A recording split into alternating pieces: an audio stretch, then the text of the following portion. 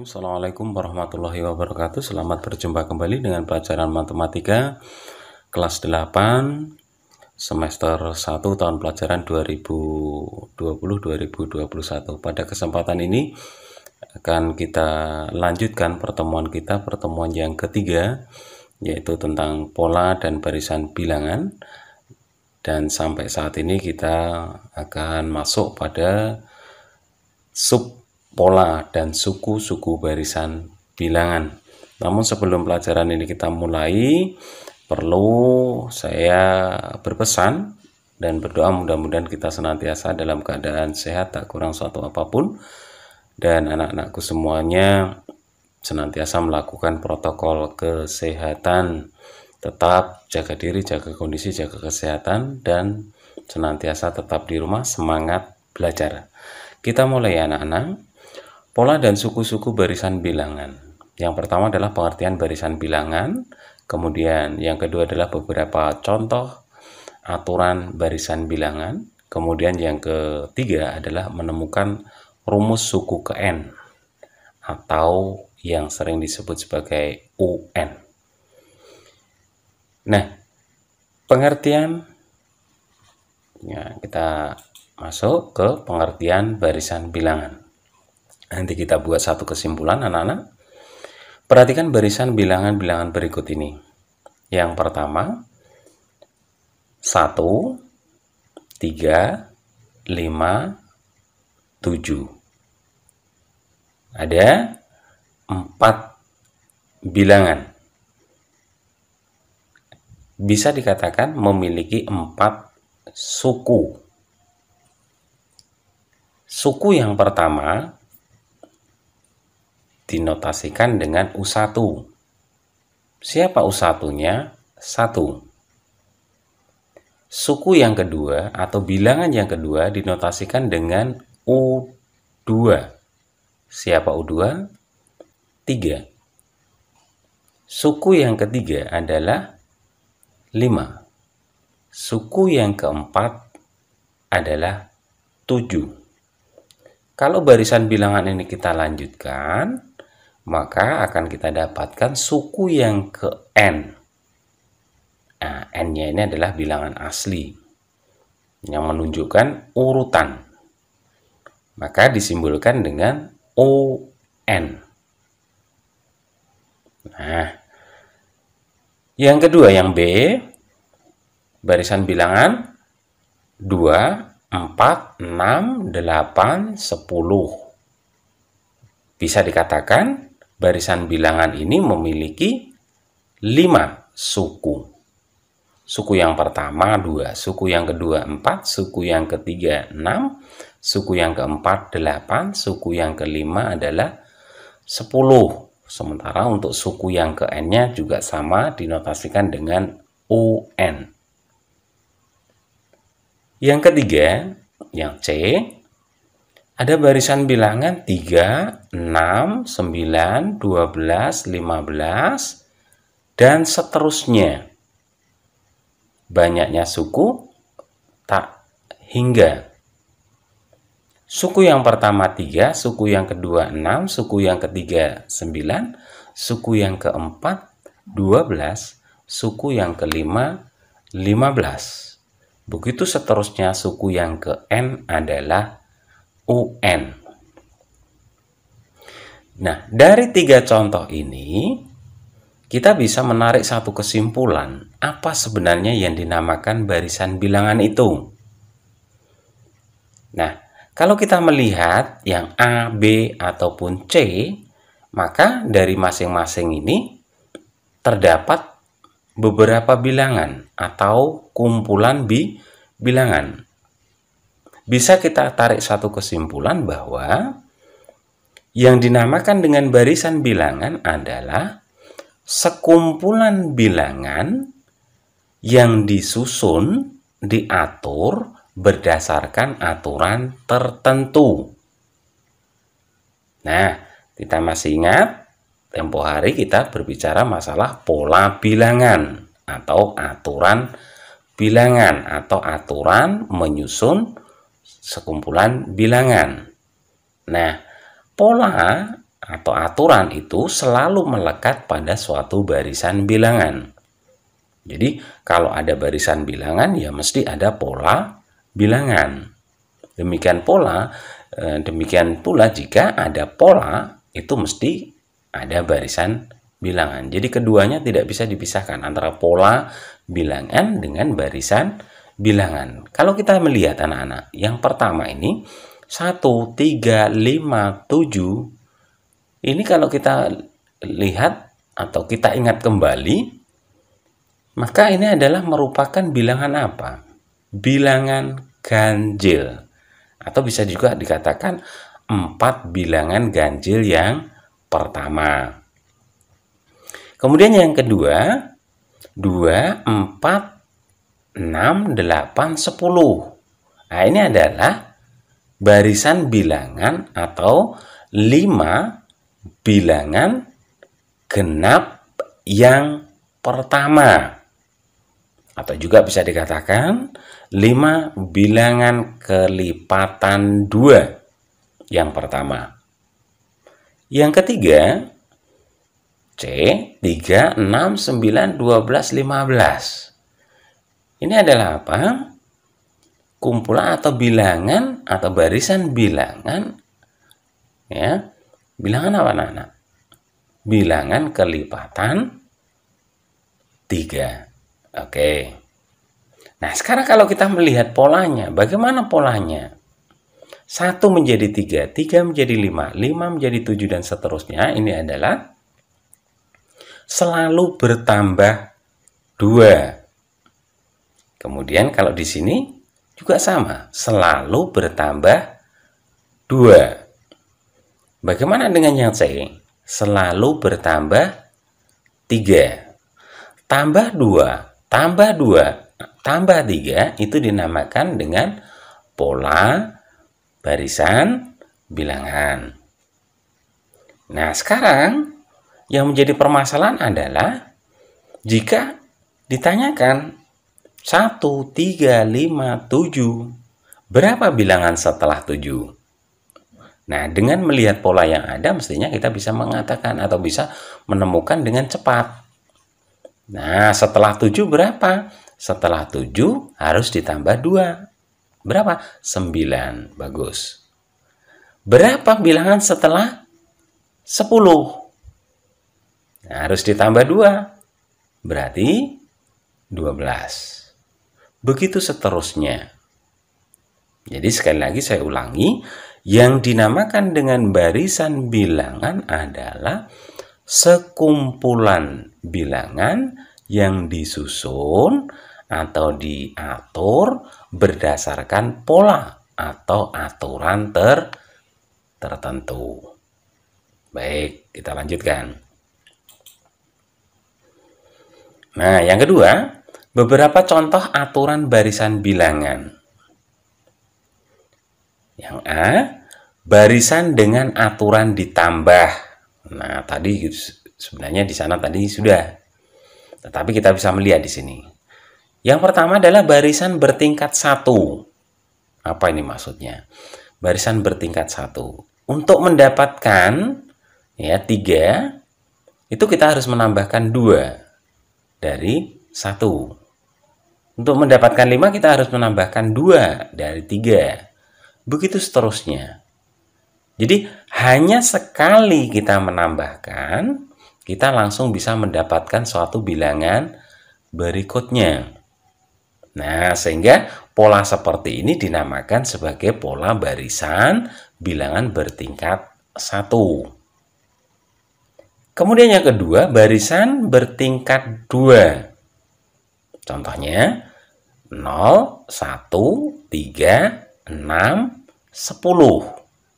Untuk mendapatkan 1, kita harus menambah 1 pada 0. Untuk mendapatkan 3, kita harus menambah 2.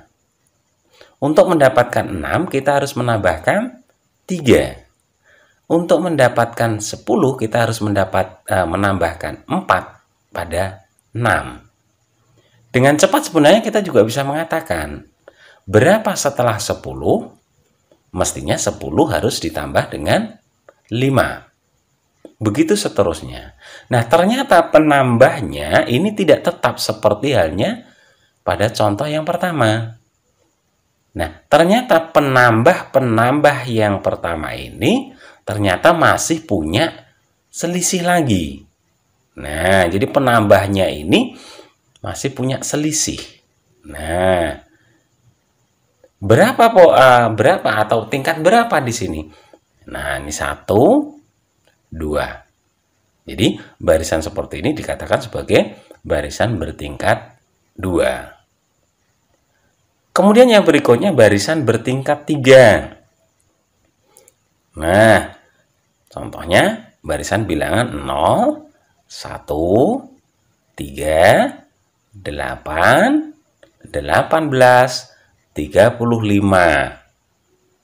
Pertanyaannya, berapa bilangan setelah 35? Nah, kita harus melihat polanya. 0 menjadi 1 harus ditambah 1. 1 menjadi 3 harus ditambah 2. 3 menjadi 8 harus ditambah 5. 8 menjadi 18 harus ditambah 10. 18 menjadi 35 harus ditambah 17. Ternyata penambahnya pun masih punya selisih. 1 menjadi 2, selisihnya 1. 2 menjadi 5, selisihnya 3. 5 menjadi 10, penambahnya 5. 10 menjadi 17, penambahnya 7. Ternyata juga belum tetap penambahnya. 1 sekarang 1 menjadi 3, penambahnya sekarang sudah tetap yaitu 2. 3 menjadi 5, tetap 2. 5 menjadi 7, penambahnya 2. Nah, kalau kita lihat tingkatnya, tingkat 1, tingkat 2, tingkat 3.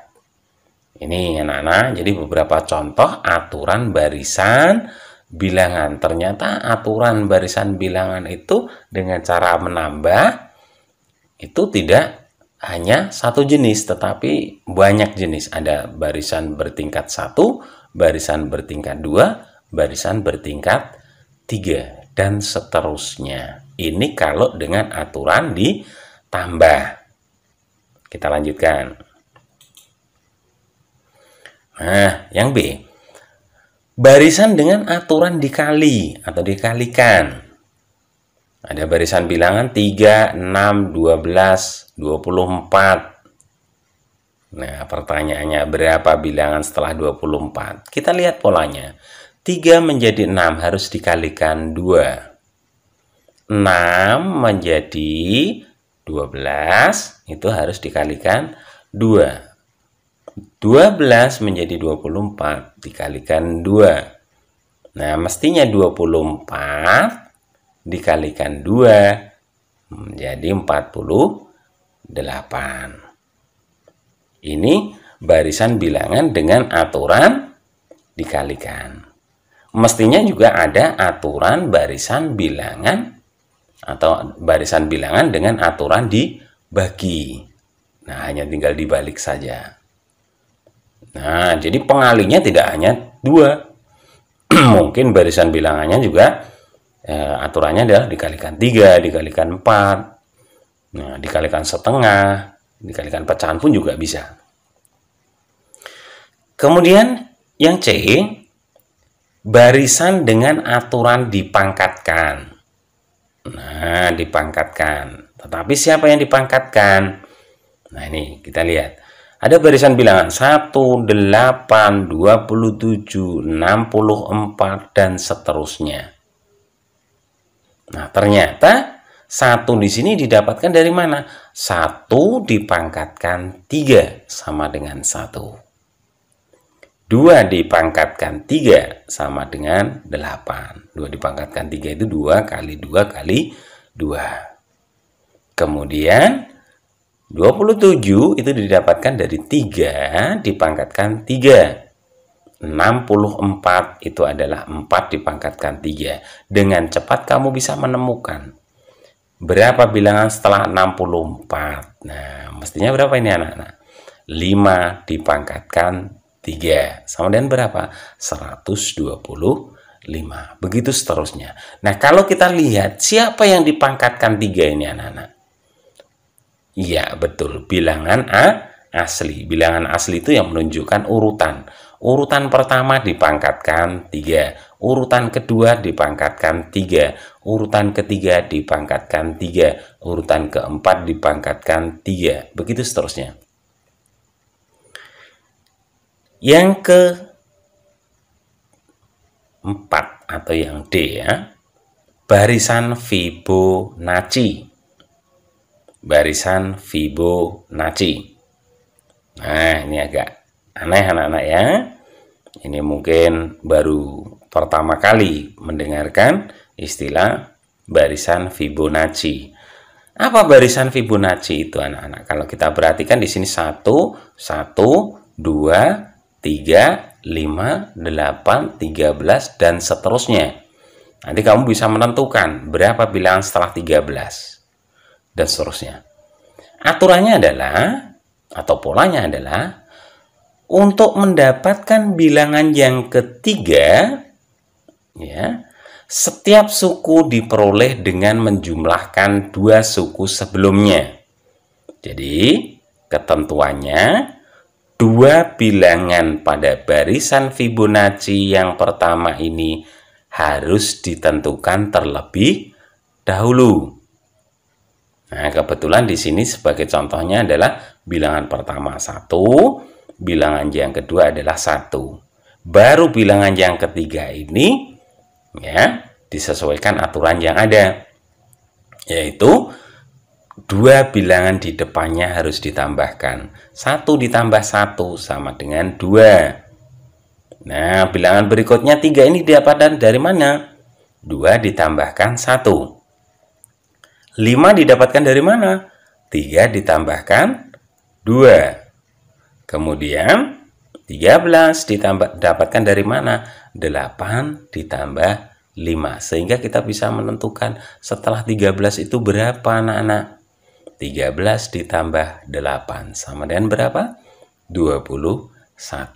Begitu seterusnya. Nah, ini bisa dilihat ini. Jadi, yang menemukan barisan Fibonacci itu adalah Leonardo Fibonacci.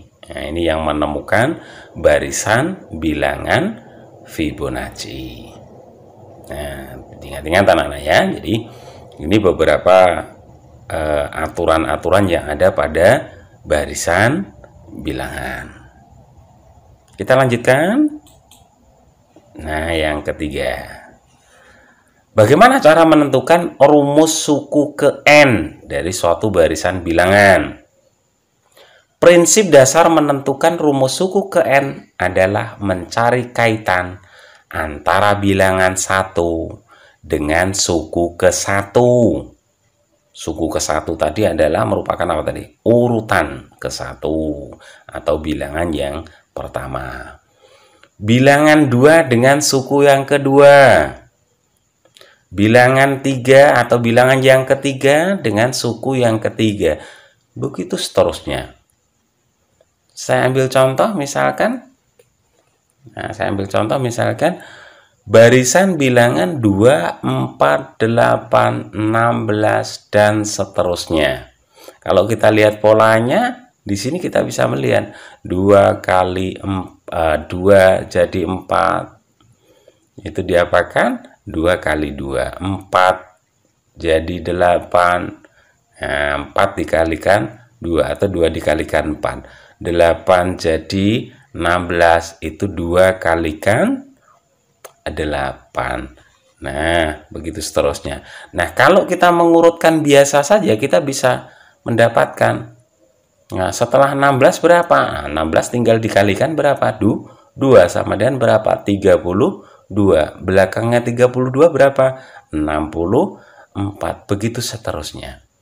Tetapi untuk mendapatkan, kalau misalkan kita ditanya, nah, berapa bilangan yang ke-100? Nah, ini jadi masalah. Apakah kita harus mengurutkan satu persatu? boleh mengurutkan satu persatu, tetapi terlalu lama.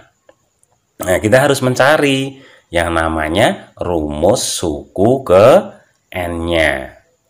Ya, jadi kita padukan antara urutan pertama dengan bilangan yang ada pada barisan bilangannya. Kalau kita lihat sekarang, U1 tadi 2. Nah, ternyata 2 itu, nah kita harus try and error ini anak-anak. Harus kita coba-coba. Ternyata 2 itu adalah 2 pangkat 1. Suku yang kedua adalah 4. 4 itu ternyata 2 dipangkatkan 2. Suku yang ketiga adalah 8. Nah, maaf ya, tadi saya ulang, U2 adalah 4, itu adalah 2 pangkat 2. Suku yang ketiga adalah 8, 2 pangkat 3. Suku yang keempat adalah 16, 2 pangkat 4. Kalau kita melihat, bilangan yang dipangkatkan selalu tetap, yaitu berapa? 2. Nah, ternyata 2 tadi didapatkan dari mana ini tadi? Kalikan 2. Kalikan 2 lagi. Kalikan 2 lagi. Dan seterusnya. Nah, pangkatnya bagaimana? Urut. Pangkat 1, pangkat 2, pangkat 3, pangkat 4. Mestinya suku yang kelima nanti sama dengan berapa? 2 pangkat 5. Sama dengan berapa? 32.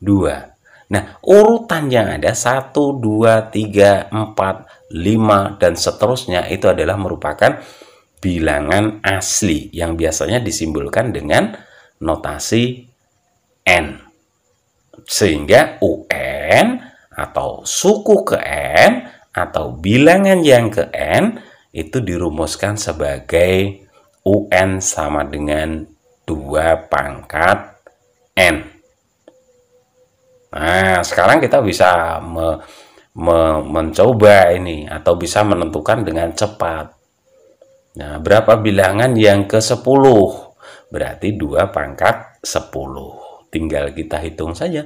2 pangkat 10 itu 2 kali 2 kali 2 dan seterusnya dikalikan dengan yang terakhir adalah 2. Berapa banyaknya 2? 10. Tinggal kita hitung biasa saja. Nah, ini anak-anak. Nah, untuk dicoba-coba nanti ya kembali lagi. Nah, misalkan di sini nanti bagaimana cara menentukan rumus suku ke N-nya? Misalkan ini 1, 3, 5, 7, dan seterusnya. Nah, apa ini suku yang ke N-nya? Bagaimana rumus suku ke N-nya? Nah, ini bisa dicoba-coba. Ya, jadi tetap kita ya padukan antara bilangan yang pertama ini dengan urutan yang pertama tadi. Kalau kita bisa mencoba 1 menjadi 3. 3 menjadi 5. Selalu ditambah berapa? Nah, selalu ditambah 2. Kalau kita mencoba 1.